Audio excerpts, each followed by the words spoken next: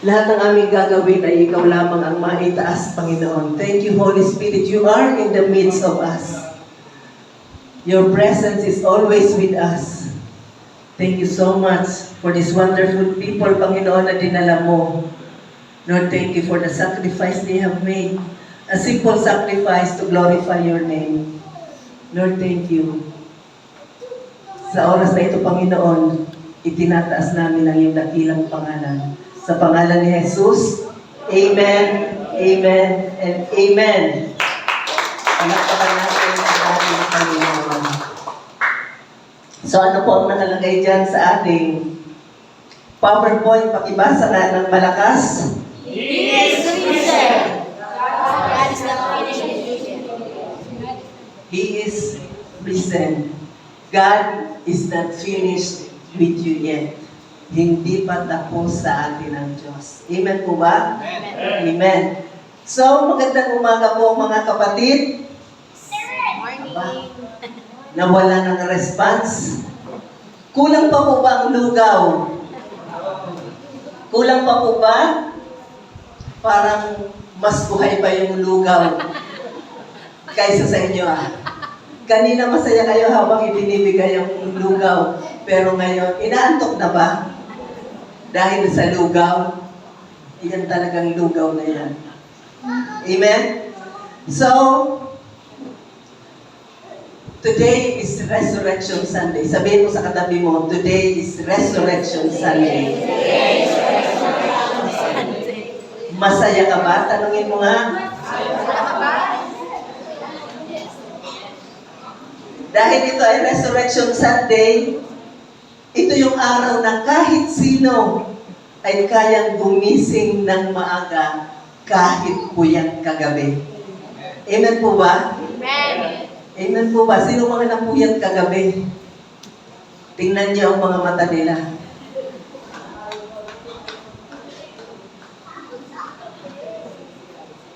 Sino dito ang alam na naka-experience na nag-alarm ng 5 a.m. kasi ang sabi ni Pastora, alas 5 tayo ay magsisimula. So nag-alarm, pero ang nangyari, anong oras nagising? Lahat yata nakarelate. Lahat ba dito nag-a-alarm?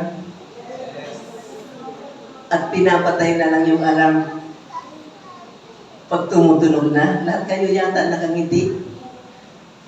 Mabuti na lang yung alarm clock mo nag-resurrect ng paulit-ulit, pero ikaw hindi. Tama po ba? Pero buti na lang si Jesus hindi nag-i-snooze sa atin. Amen po ba? He did not stay in the grave because He rose again.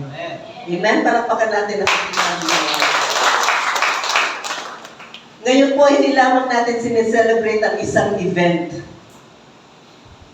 Sineselebrate natin ang pinakapundasyon ng ating pananampalataya. What is the foundation of the Christian faith? What is the foundation? The resurrection. Bakit? Sapagkat kung hindi nabuhay na magmuli si Jesucristo, walang saysay ang Kristyanismo. Amen po ba? Mamaya ipapakita ko sa inyo ang versikulo. If Christ has not been raised, walang kabuluhan ang lahat.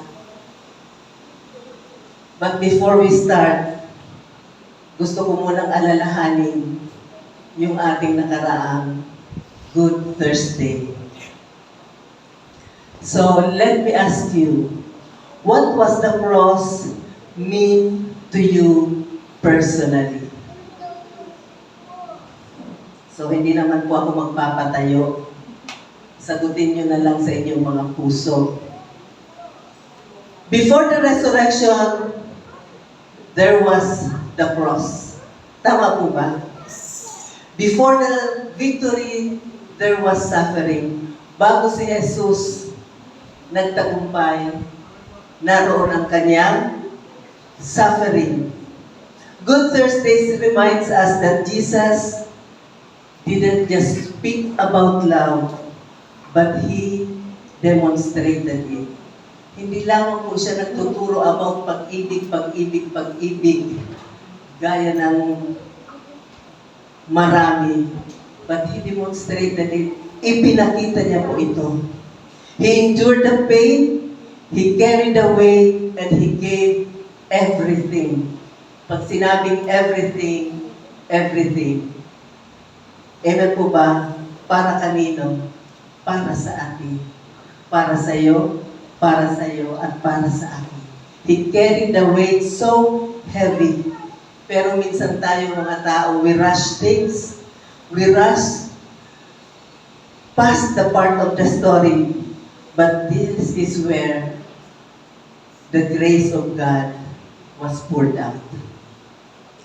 Minsan nagmamadali tayo, nakakakomit tayo ng mga downfall, nakakamit tayo ng mga hindi maganda, pero palagi at palagi ang biyaya ng Diyos ay ibinubuhos sa atin. Amen po ba? Amen.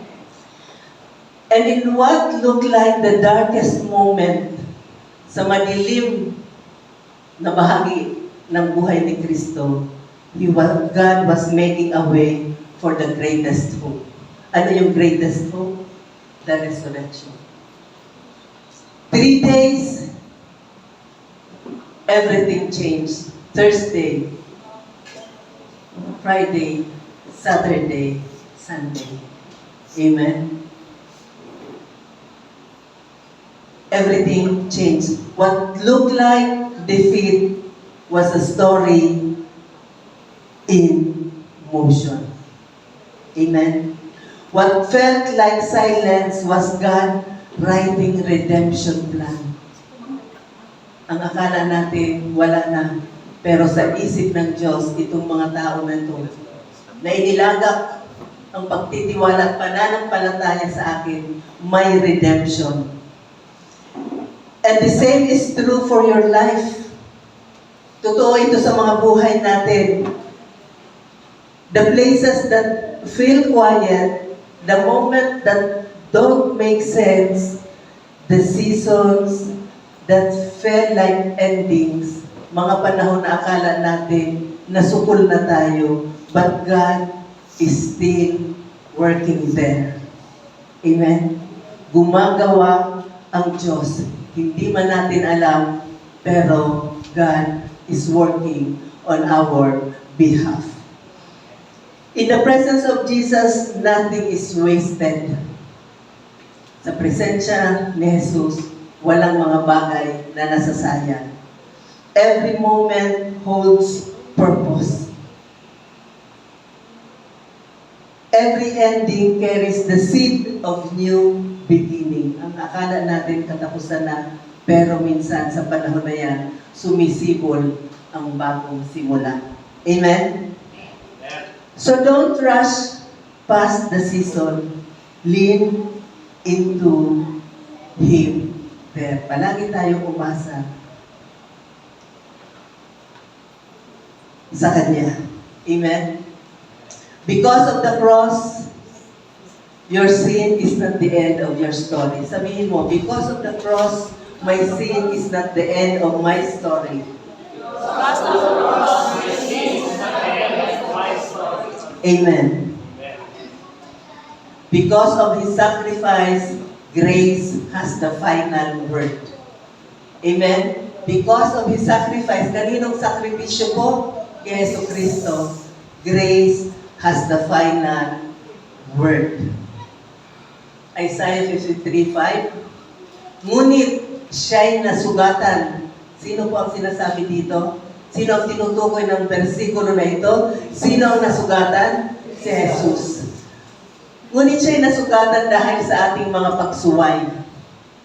Siya'y binugbog dahil sa ating mga kasamaan. Ipinataw sa kanyang parusa para sa ating kapayapaan. At sa pamamagitan ng kanyang mga latay ay gumaling tayo. Ipinapaalala sa atin ang bersikulo ng ito kung paano ang itsura ng totoong pag-ibig. Hindi lamang po sa salita, kundi sa sakripisyo ni Jesus. Hindi niya lamang ipinangaral magmahalan kayo, kundi ipinakita niya ang totoong pagmamahal sa pamamagitan ng kanyang sakripisyo. Amen? He carried the cross knowing the cost. Alam niya, but he carried it anyway because that is how much God loves you. Amen? Alam niya, pero he bore the weight so we could be free para lumaya tayo. Amen? Sapat na ba ang mensahe na yan para tayo ay maging grateful, thankful, and blessed sa ating Panginoon. Every wound, bawat sugat, bawat latay, every step, naalala ko yung presentation dito, kung paano pinortray ni Sister Arlene yung bigat ng cross na dala-dala. Every moment was love in action. Ito talaga yung love in action. And by His wounds, we are healed. So mga kapatid, if you are carrying something heavy today, may dinadala ka bang mabigat ngayon? Tahimik ng church na ito. May dinadala ka bang mabigat ngayon? Sino ba naman ang wala? Iba-iba lang ang hugis, iba-iba lang ang kulay, pero lahat tayo may dinadalang mabigat. Amen? Amen. Remember, He carried the greatest weight for us. Amen? You didn't have to hold it all alone. Sabihin mo, Panginoon, ang bigat na ito, ibinibigay ko sa iyo. Ipinagkakatiwala ko sa iyo sapagkat ang pinakamabigat ay ginawa mo na para sa akin. Amen? Amen. Where fear once whispered, minsan nagkakaroon ng takot, ibinubulong sa atin. So loud. Tandaan mo, victory speaks louder. Focus your eyes on the cross. Focus on Jesus Christ. Death does not have the final word. Amen. Si Jesus ay nabuhay na maguli. Ang sabi niya, nasa ang kapangyarihan mo o kamatayan. Amen. Shame does not have the final word. Darkness doesn't have the final word. Because of the finished work of Jesus Christ, hope lives, ang pag-asa ay nabubuhay sa atin.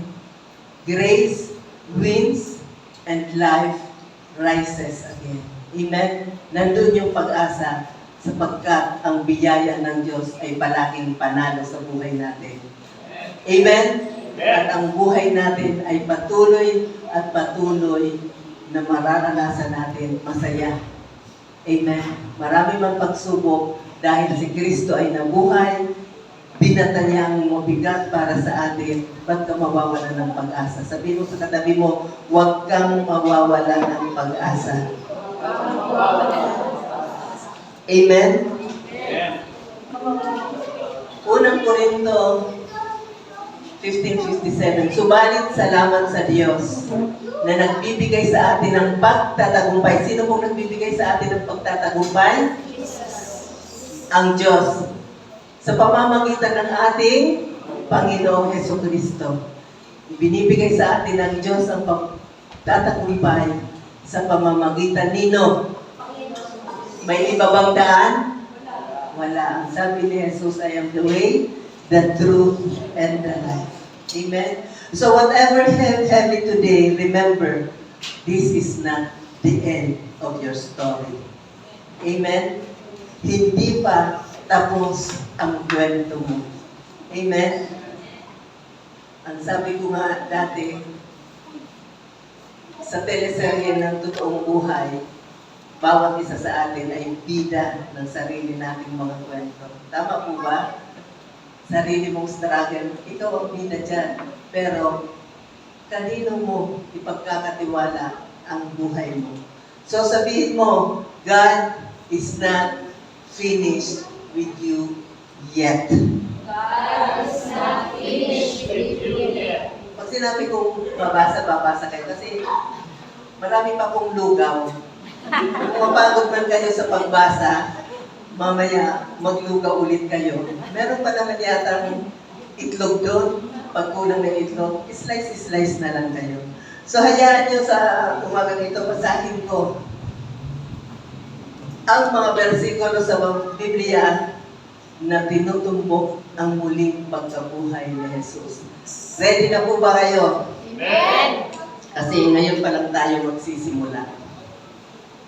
Okay, ang ating pagbabasehan po ng mensahe na ito ay matatagpuan sa Mateo 28, 1 hanggang 10. Sinadya ko pong Tagalog yan para po talaga maliwanag sa atin. So pagkatapos ng Sabat, sa pagbubukang liwayway ng unang araw ng Sanglinggo, si Maria Magdalena at isa pang Maria ay pumaroon upang tingnan ang libingan. So nandoon yung mga Maria pumaroon upang tingnan ang libingan. At biglang nagkaroon ng malakas na lindol sapagkat bumaba mula sa langit ang isang anghel ng Panginoon na naparoon at iginulong ang bato at umupo sa ibabaw nito. Verse 3. Ang kanyang anyo ay tulad sa kidlat at ang kanyang pananamit ay maputing parang busilak. Parang kayo. Mga busilak, mga nakaputi. At sa takot sa kanya, nanginig ang mga bantay. So maraming bantay. At naging tulad sa mga patay. Ngunit, sumagot ang anghel at sinabi sa mga babae, anong sabi? Huwag kayong matakot.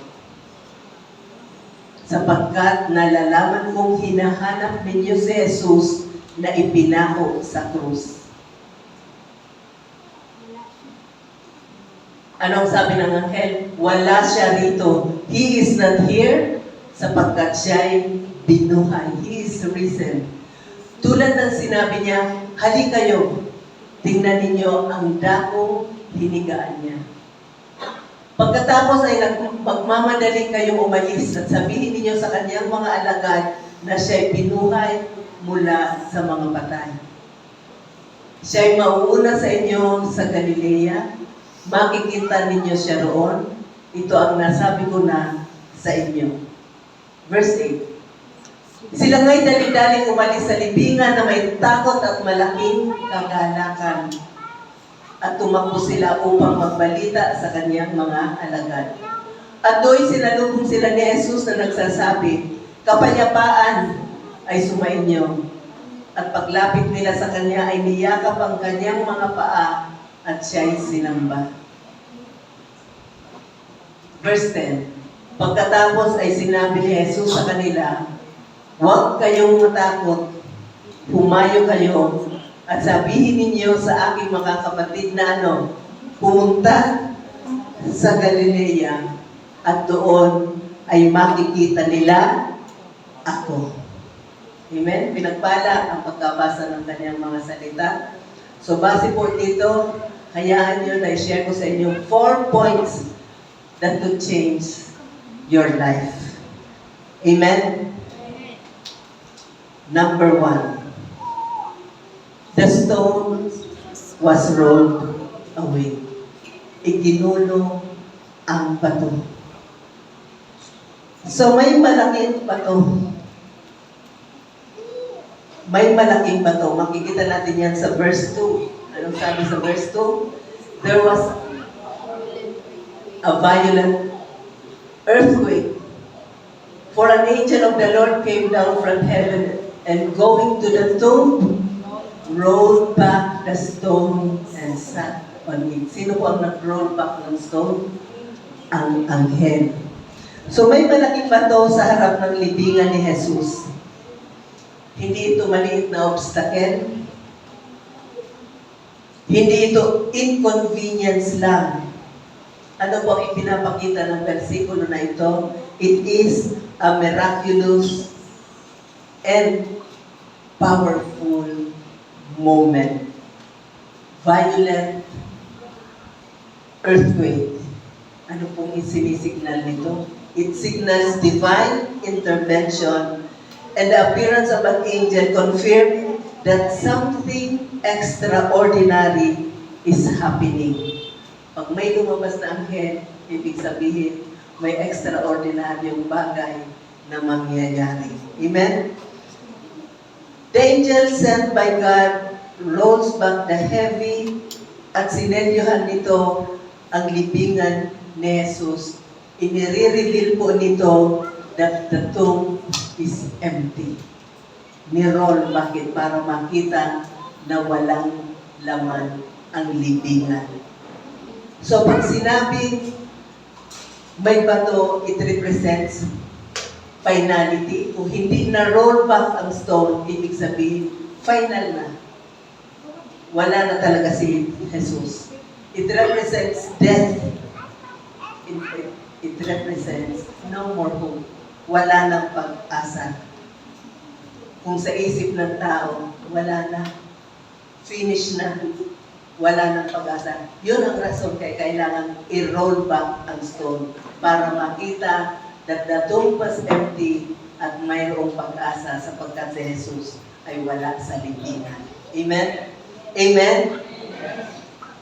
Alam niyo po ba yung feeling na tapos na? Alam niyo ba yung feeling na tapos na? Pag sinabing tapos na, wala na. Game over na. Wala na. Parang, oops, wala nang pag-asa. Nung chinek mo yung alkansya, nung chinek mo yung bikon mo, aba, 20 pesos na lang. Paano na ito? At bukas, magbabayad ka ng Meralco. Iiling-iling ka na lang. Yun po ang pakiramdam ng mga disciples ni Jesus. Wala na. Wala nang pag-asa. Wala nang master teacher. Wala na yung idol nila. Wala na yung mentor nila. Wala na yung trainer nila. Wala na yung teacher nila. Pero ano po ang sabi ng Biblia? Hindi pa tapos. Jesus is alive. Amen? So, nagkaroon ba ng pag-asa? May pag-asa ba?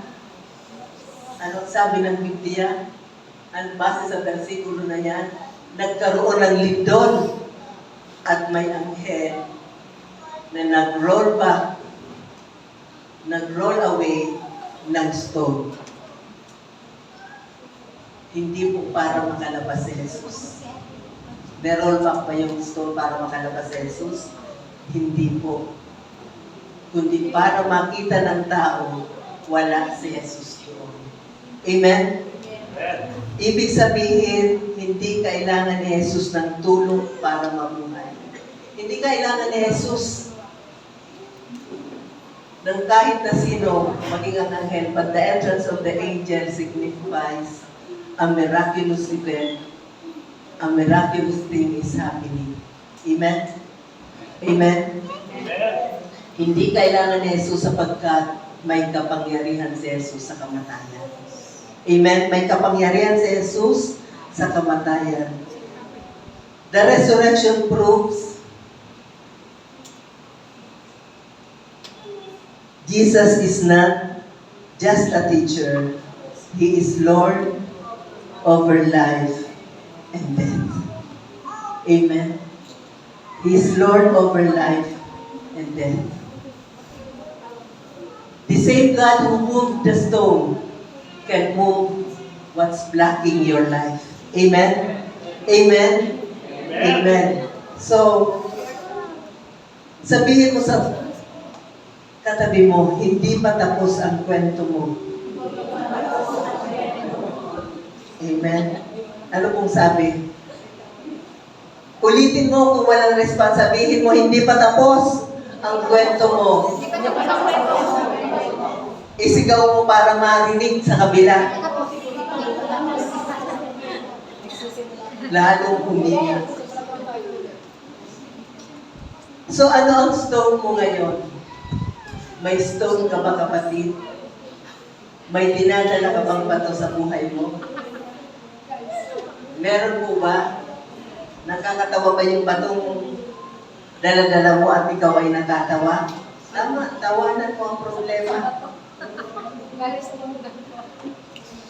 Problema ba yan sa pamilya? Meron ka bang anxiety sa future? May financial struggle ka ba? Dahil mataas ang gasolina, apektado ang lahat? Meron ka bang kasalanan hindi mo ma-let go? Na akala mo tapos na, pero kay God, hindi pa. Amen? Amen. The same God who moved the stone can move what's blocking your life. Amen? What is the point number 1? The stone was rolled away. Point number 2. Pakibasa nga po. From fear to faith. From fear to faith. Matthew 28, 5-6. The angel said to the women, ito yung message, do not be afraid.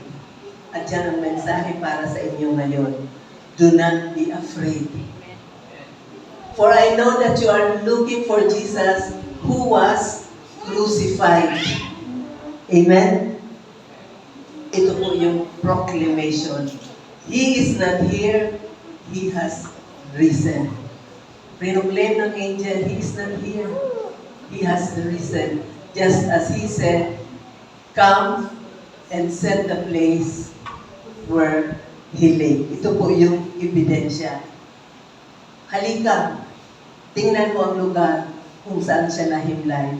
Ano ipinapakita? Ipakita ko sa iyo ang ebidensya na wala siya dito, na siya ay buhay. Amen? This serves as a central Easter message confirming victory over death. Yan pong versikulo na yan, kinukonfirm ang victory ni Jesus over death. It is the highlight, the transition from fear to faith. Do not be afraid. He is not here. He has risen. As the resurrection fulfills Jesus' earlier prophecies about His death rising. Ito yung sinasabi ni Jesus. Gibain niyo ang templo na ito at sa loob ng 3 araw, itatayo po muli pertaining to His body. Mamamatay siya, pero pagkalipas ng 3 araw, siya po ay mabubuhay na mag-uli. Buhay po ba si Jesus sa puso niyo? Buhay na buhay. Buhay magpakailanman? Amen. So ano po ang sabi? He is not here. Yan ang proclamation ng angel. He is not here. He is not here is the center of Christianity. An empty tomb. Amen. Wala sa libingan si Jesus. Siya lang ang namatay na walang ipinakitang pinaglibingan sapagkat siya ay nabuhay na mag-uli. Kaya sabihin mo, I will not fear.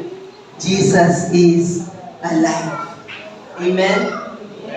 Ilakas mo, isigawin mo, I will not fear. Jesus is alive. I will not fear. Jesus is alive. Amen. So, kung buhay si Jesus, hindi ka nag-iisa. Amen? Kung buhay si Jesus, hindi ka nag-isa sapagkat may control si Jesus. May control pa rin si God. Kaya anumang problema mo, hindi po final ito. Amen? Amen? Fear loses power when you realize Jesus is alive. Ano lamang ang makakawala mo ang kapangyarihan sa takot pag na-realize mo na si Jesus ay buhay at buhay magpakailan paman. So point number 1, the stone was rolled away. Number 2, from fear to faith. Ano kaya ang point number 3? So point number 3, mabilis tayo, no? Kasi baka may mga magsuswimming pa sa inyo. Go and tell. Go and tell. Humayo ka at ipamalita mo. Humayo ka, ipamalita mo. Matthew 28 verse 7. Then go quickly and tell his disciples, he has risen from the dead and is going ahead of you into Galilee. There you will see him. Now I have told you. So ang unang utos pagkatapos ng resurrection ay ano? Go and tell.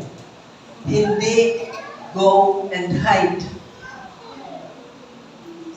Go and hide ba? Go and tell. Hindi keep it to yourself. Hindi sinabing sarilinin mo.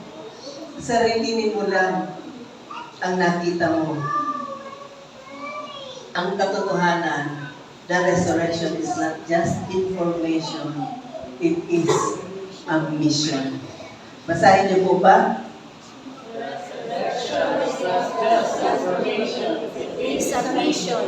Talagang gutom na ulit kayo Hindi ko naman kayo masisisi kasi 4 o'clock pa lang, naliligo na kayo, hindi na kayo nagkalmusan. Kasi pinalita nga na may eating fellowship. So, okay lang. Pero pakibasa ulit. The resurrection is not just information. It is a mission. Alam niyo po ba ang chismis?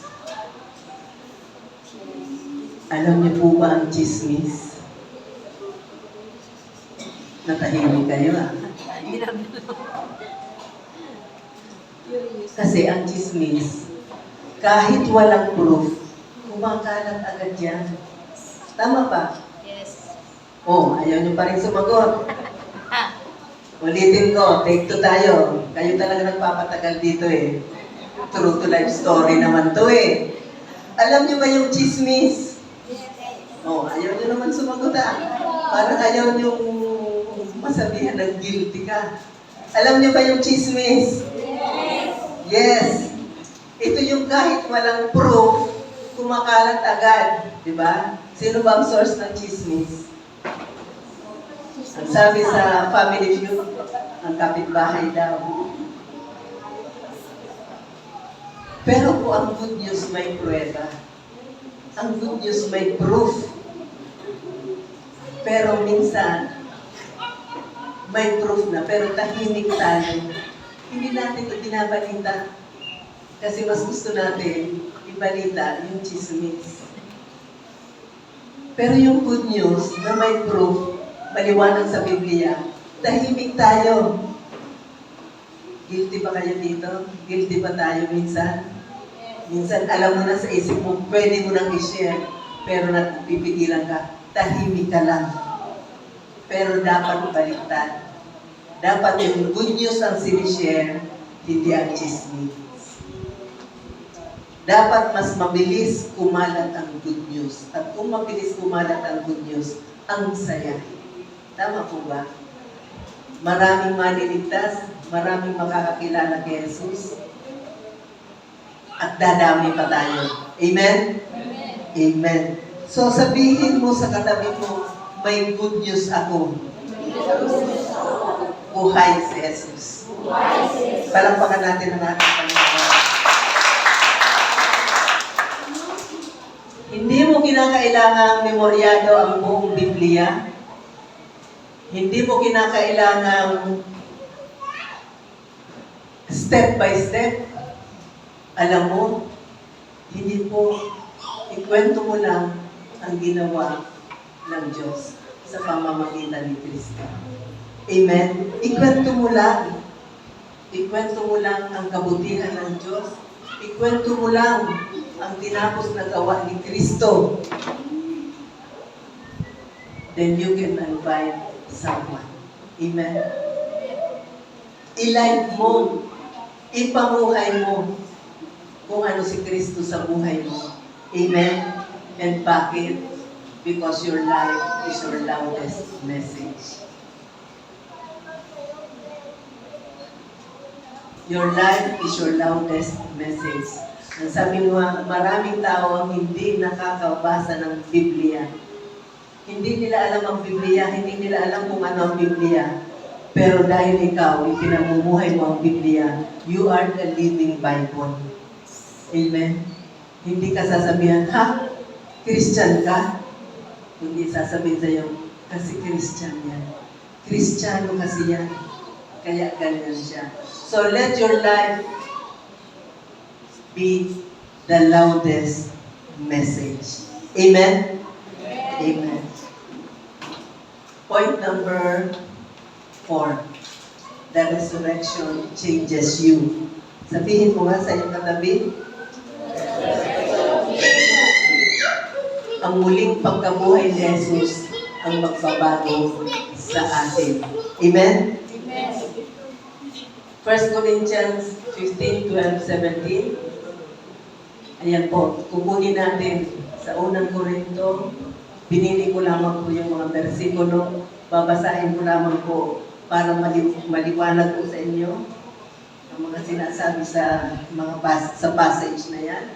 1 Corinthians 15, 12 to 17. Tagalog po para maging maliwanag. At kung si Kristo ay pinangangaral na binuhay muli mula sa mga patay, paano ang ilan sa inyo ay magsasabi na walang pagkabuhay na muli ng mga patay? Because that time, merong mga tao na hindi naniniwala sa muling pagkabuhay ni Jesus. Subalit kung walang pagkabuhay na muli ng mga patay, si Kristo man ay hindi muling binuhay. At kung si Kristo ay hindi muling binuhay, ang aming pangangaral ay walang kabuluhan. Anong sabi ni Apostol Pablo? Kung hindi binuhay na maguli si Kristo, ang kanyang pangangaral ay walang kabuluhan.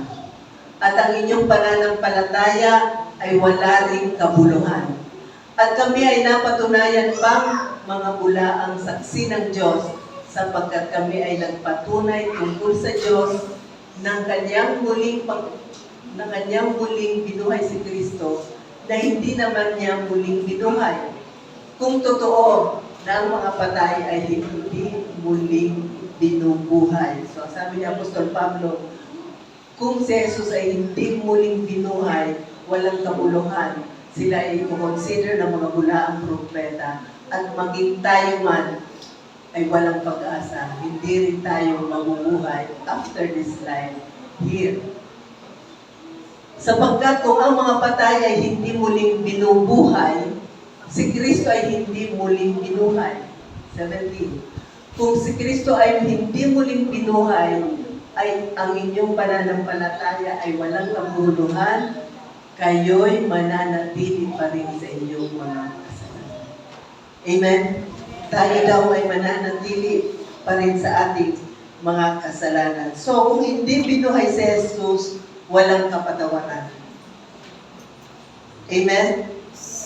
Walang pag-asa, walang kinabukasan. Pero, dahil nabuhay siya, everything changes. Lahat na bago. Amen? So, ulit sabihin mo, pagkatapos ko, pinatawad na ako. 1, 2, 3, isigaw mo, pinatawad na ako. Pinatawad na ako. May bagong buhay na ako. Bagong buhay na ako.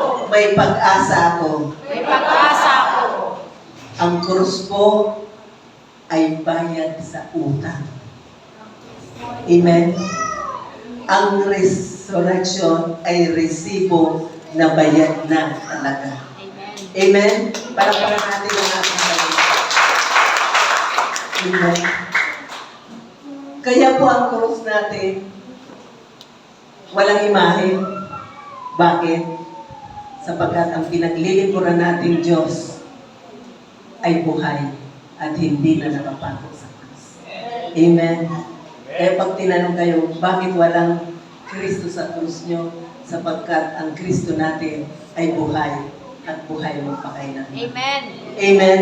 Ang krus ay nagsisimbolo lamang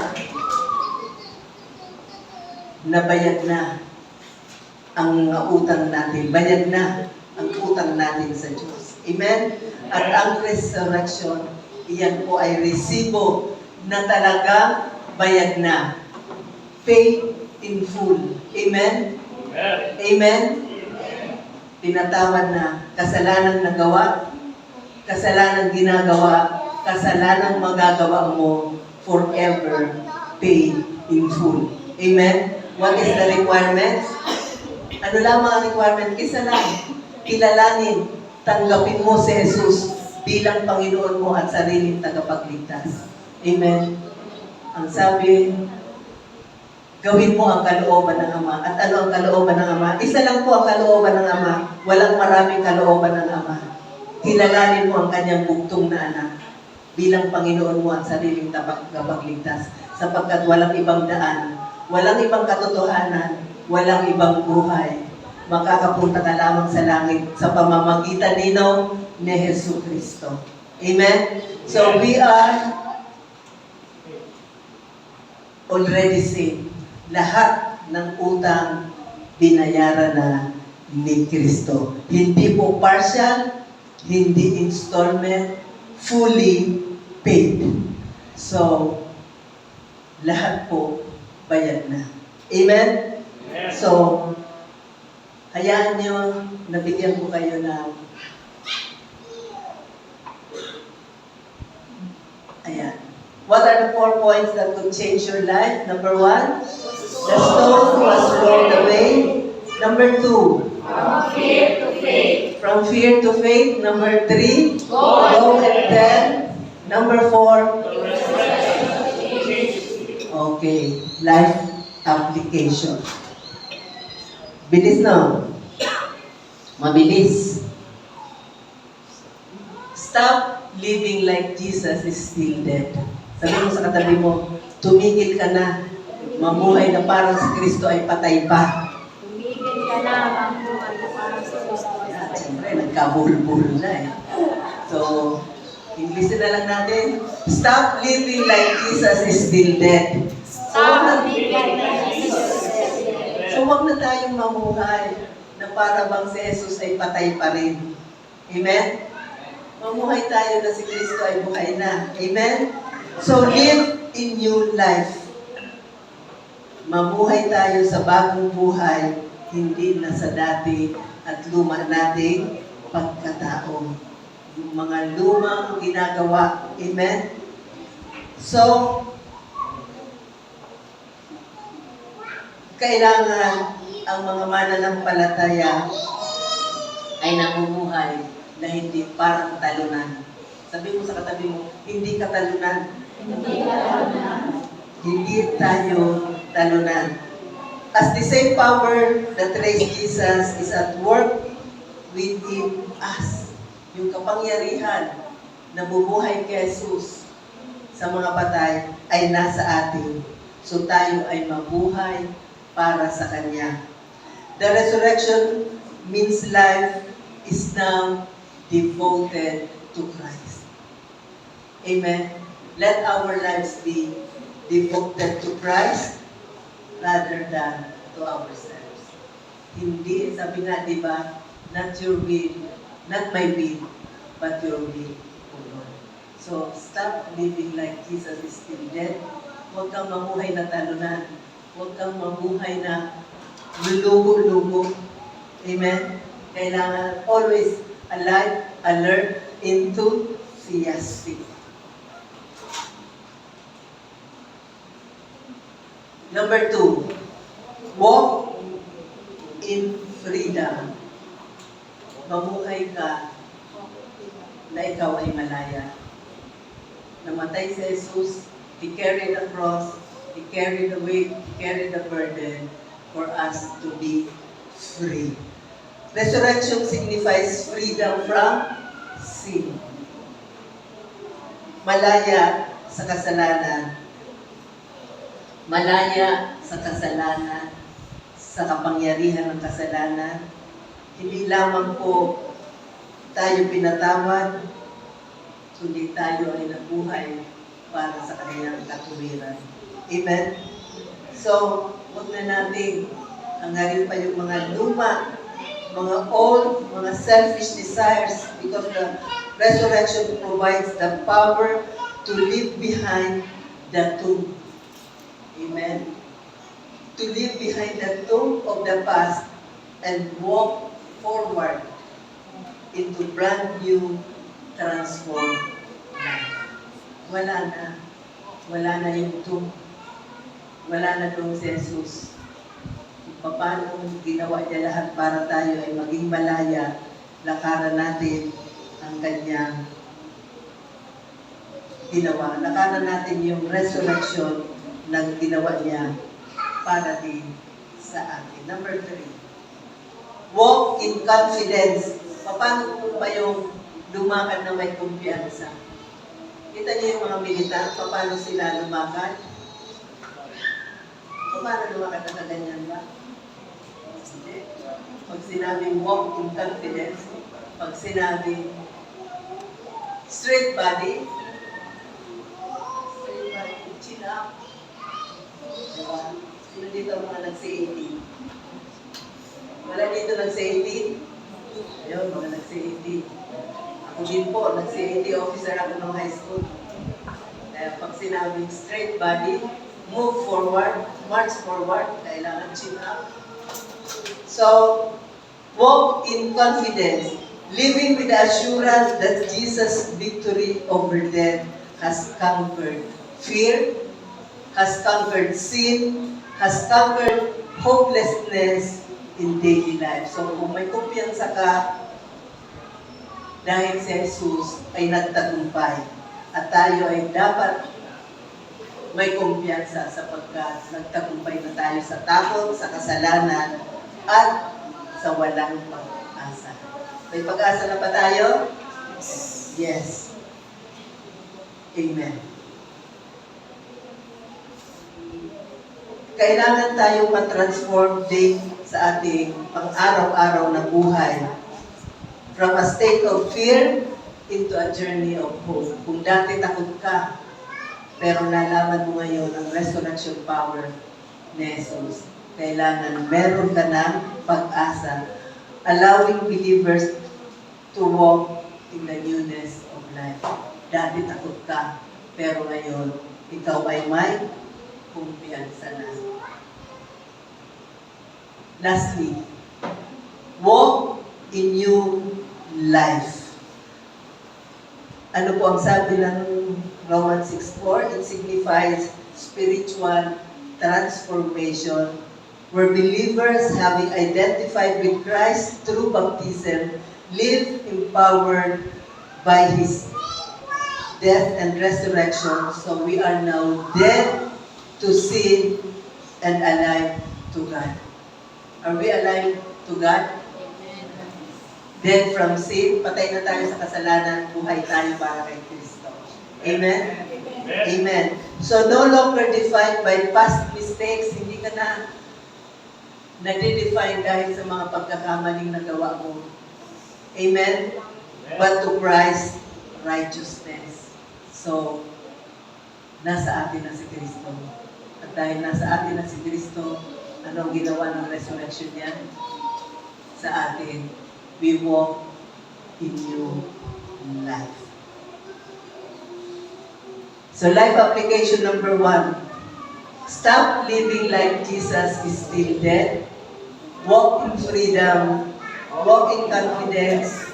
Walk in new life. Amen? Amen. Tandaan natin, the tomb is empty.